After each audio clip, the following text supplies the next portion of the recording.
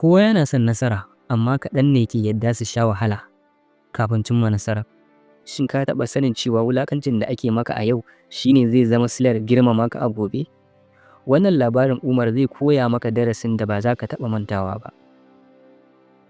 Umar ya taso a cikin talauci, amma maimakon ya tsaya bara ko jiran taimako, sai ya rungumi sana'ar katako da ƙera kejin kaji da sauran abubuwa.